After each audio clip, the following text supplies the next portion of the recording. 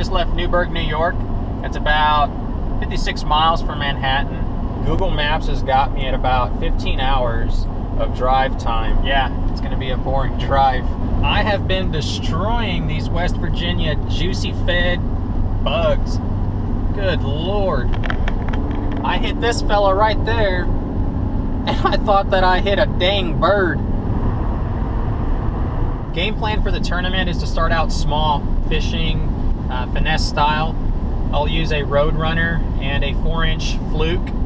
I've had a lot of success with that over the years. That just seems to work all the time. Once I get my limit and you know, I feel a little bit comfortable, I'll have the Magnum lures on standby while I search for bigger bass to upgrade. I've got a few spots already located. I've been studying my maps on Navionics, so once I get out there, go and check those areas out. If I see that they're holding fish, you know, I'm just gonna go ahead and leave that spot, move on to the next spot to see what that also holds.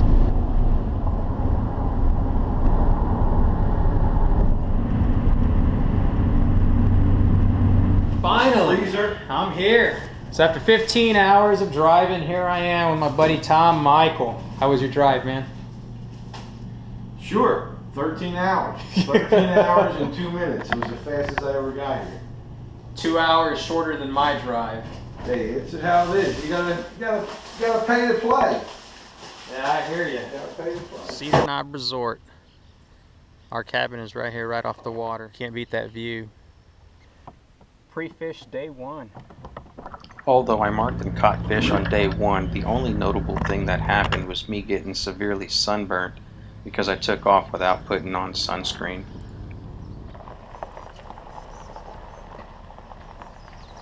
What do you say, Tom? Hell of a day. You should be making me lunch. Right here I'm a bit slow due to yesterday's sunburn. As I remember, the last time the three of us took off together in kayaks, we were in the Snowy River. That's right. Just across the pond. Yes, across the little pond. A little bitty pond. Well, let's go teach these fish some manners, boys. There you go. I like the way this jarhead thinks. Oh, so check this out. When I first hooked into this fish, I thought it was going to be a decent sized bass. Turns out it was actually a huge 15 3/4 inch crappie. Get a look at this slab right here.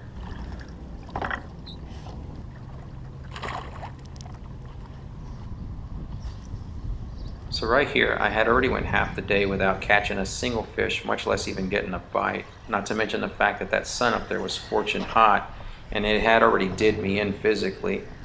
So catching this fella right here couldn't have come at a better time.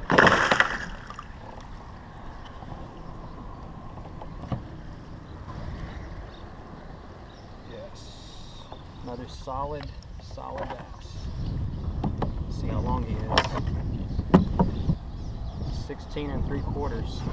Not bad. Come on, Tom, catch me one.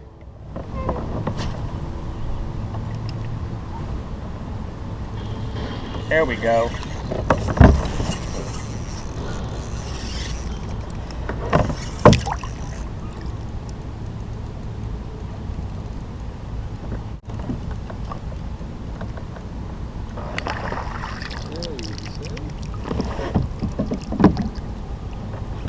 Turn the camera on and what happens?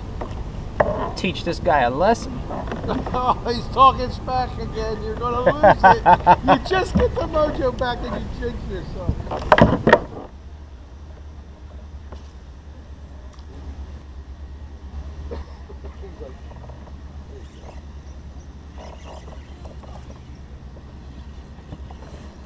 This one's gonna be nice.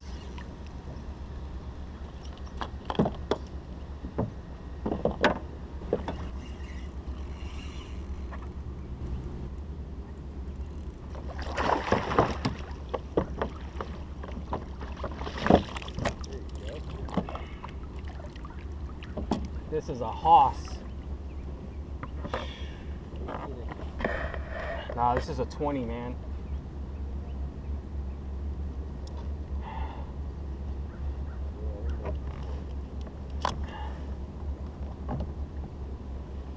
right on the top of the mouth.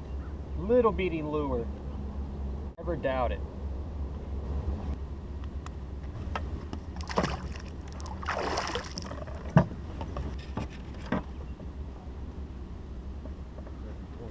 It's 22.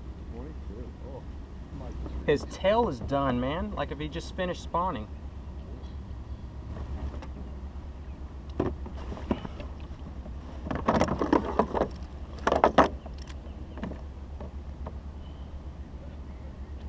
Six-pounder. Pre-fish day 2. What a grind. 91 degrees out there. Decided to pre-fish a different spot today, and it was tough. It was really, really tough. I ended up with 3 bass and one hell of a crappie. 2 of my bass came right as we were coming back in to head back to the cabin. Nevertheless, it renewed my confidence. So tomorrow, we'll see what that brings. I am starving.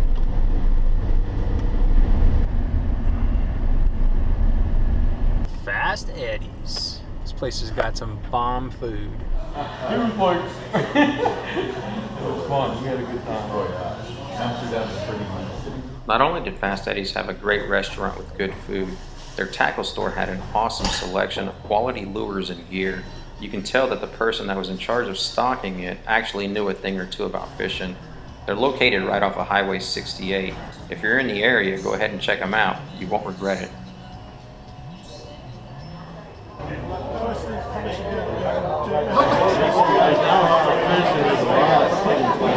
Everybody from Australia. What's really cool is the friendships you meet. Well, here you got Tommy's here, and Marshall Rose is here, and Richard's here, and you get all these. Believe me, I'm just a fat guy from Camden, New Jersey. So, I mean, I fished, I did good, and I come here. It's about the friendship. It's about promoting the sport, you know. And look at it. We went from the first year 30, we're up to 100 people today. This is awesome. The world, when you go out there, it just takes it up another notch. You know, you meet everybody like this, but when you go to the Worlds now, you're meeting people from all over the place. And today, I mean, this event's just taking it to a different level. So, you know, Hobie's been doing a good job at this, and the World, if you get an opportunity to go, you won't regret it. I know it's getting long. Give it back to Morgan. It helps me see how long the fish is. Sometimes you get a lot of light on the board. There can be some glare. It's the night before the tournament, and this is how you do your homework. Everybody, I'm pretty sure all across Kentucky Lake is actually doing this right now as well.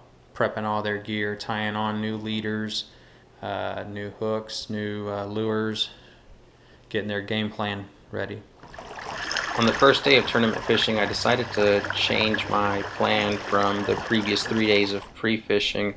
Main reason was because on Friday we were competing for the same ledges with bass boats, and being that our first cast was going to be at 5:30 in the morning, the bass boats wouldn't have been out there for possibly 30 to 60 minutes. So I decided to fish this ledge right here. I marked a few fish, but really didn't catch anything, and ended up being an epic fail. All the bass turned out to be really shallow, as in my pre-fish days, right up against the bank, so I had to end up salvaging my day by fishing the shallow later in the afternoon. About 100 of them were before 10 o'clock. There was a lot of fish getting caught this morning. Fish as hard as you can, but don't give up all day. I mean, there were some fish caught really late in the day. Well, that's it. This is the last day of fishing. Yesterday was a complete epic fail. I couldn't catch a fish to save my life. I decided to fish the ledges, and I was competing against every other boat that was out there, as I'm sure every other angler was.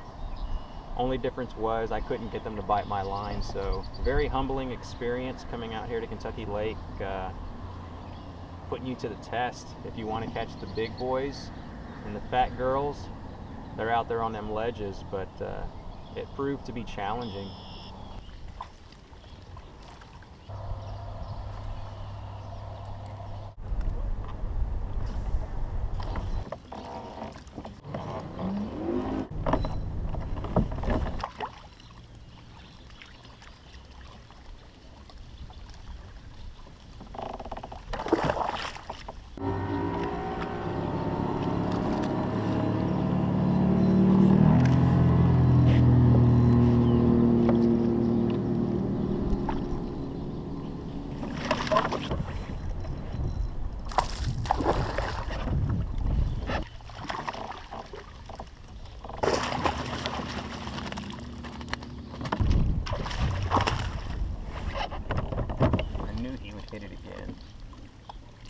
Had to come right back around. Waited about, I don't know, 45 minutes. This guy hit it once, same exact spot. He went airborne on me, spit the hook.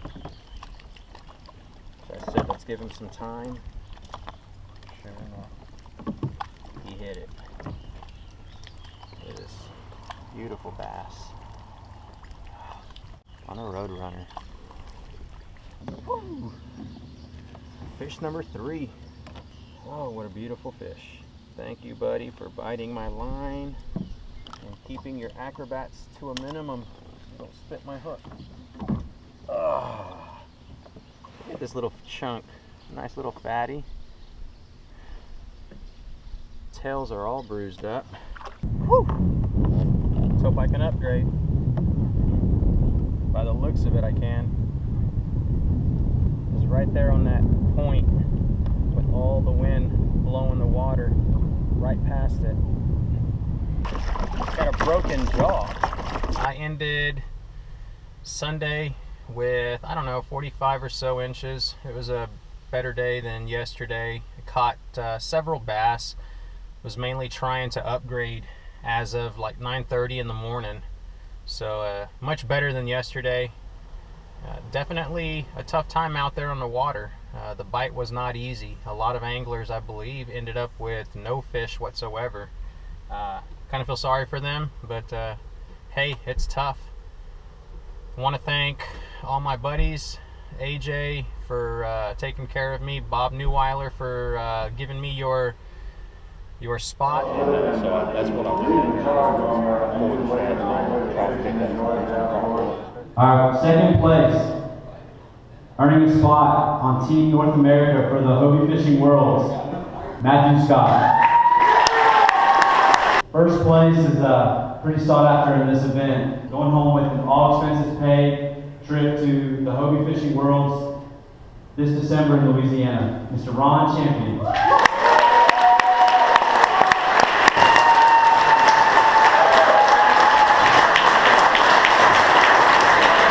2016 Hobie Bass Open has been wrapped up, and as I make this long drive back to New York, all I can think about is the great time that I had catching up with old friends, meeting new ones. Hobie puts on the best tournaments across the globe. AJ, you did a knocked out job, brother, with the organizing this tournament as a director.